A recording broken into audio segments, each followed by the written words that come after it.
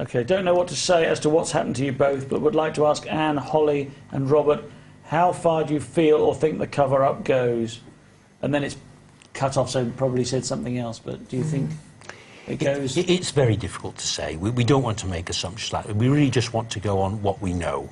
Obviously, the tremendous efforts to shut us up would indicate that perhaps it might go further than Hollie and the victims we already know about. Okay. But we're not really, I'm not in a position to say that. I can only really stick to what I know. Okay, Paul in Warrington says, do you believe it's still going on at the highest levels? We've no reason to think that it isn't.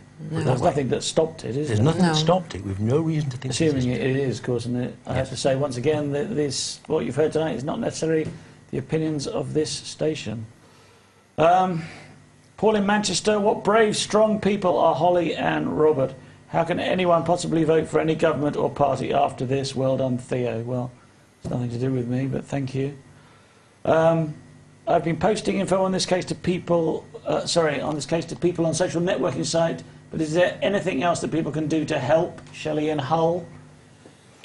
I think everyone really ought to be approaching their own prospective MPs, wherever they are in the country. This is a matter, I think, it isn't just an Aberdeen case, it's not just a Scottish case. I think it is so horrific that it goes beyond that. So they should be contacting their own MPs. Their own MPs and ask them, what we really want at the very minimum is, as I mentioned before, an independent public inquiry. We're not asking people to convict people without being dealt with properly. We're not asking for that at all. We're just asking for an independent public inquiry. That is, we would be happy for that, for justice to prevail from that time onwards. I don't think that's a lot to ask in the circumstances.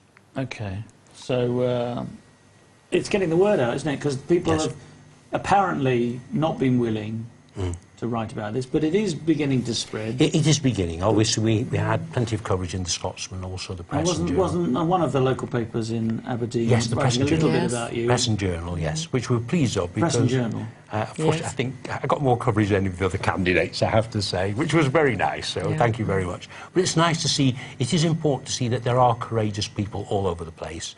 It is be very wrong to actually criticise certain organisations or certain organs of government or the judiciary en bloc. That would be very unfair. It is certain individuals are corrupt, not the organisations themselves. OK, well, here's a good question. Bob in Huntingdon says, what do the English police say about this? Because you have to report into Warrington Police Station 3 times a week. Well, they haven't said very much, but there's a lot of conjecture about the warrant. I think it should say that a warrant was issued when I was first held in Aberdeen. A warrant was issued, apparently, to come and raid my home while I was being held. Ah, yes. Your home was raided, wasn't it? It was indeed. All my documents were taken, including documents belonging to Anne, which are privileged documents. The legal privilege. Yes.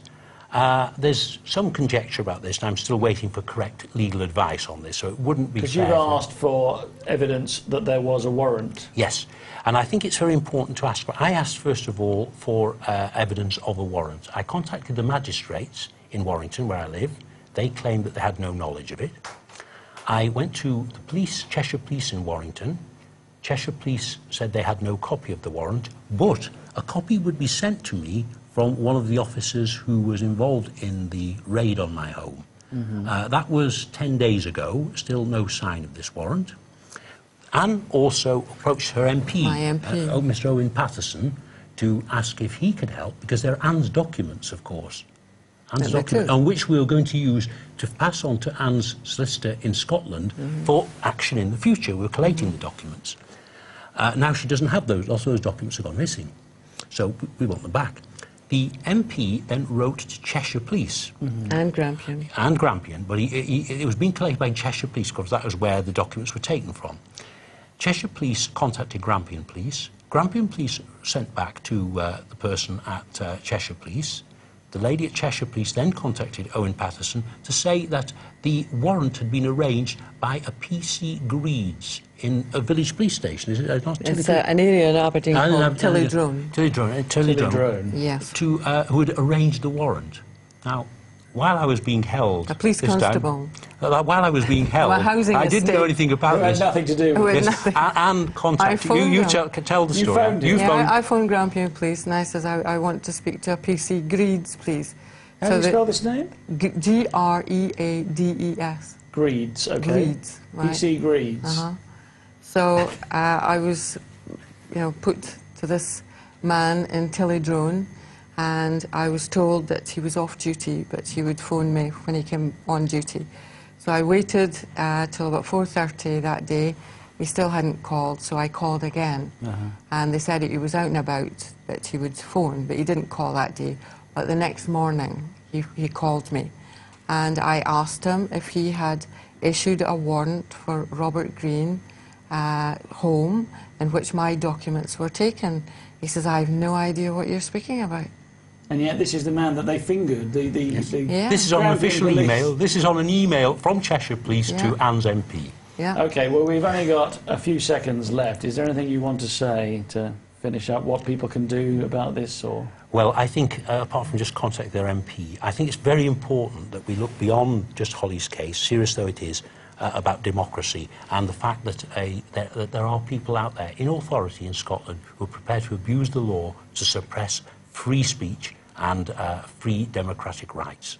And this is why I'm here today, because I think that transcends any problems that I may And at the come across. moment, they're campaigning, the Scottish Government are campaigning to close down, sites on the internet. I'm sorry, that is all we have time for. Thank you to everyone for watching our special 2-hour show, and for those who texted, and thanks to my very special guests and brave guests, Robert Greig, Anne and Hollie Greig. If you want more information, why not visit holliedemandsjustice.org or ukcolumn.org, or just Google Hollie Greig. The Edge Media forum page for this show is at edgemediatv.com, where you can post comments or questions. Next week we'll be back with yet another exciting show that might even change your life. Until then, remember, they're watching you, watching us, watching them. Cheerio.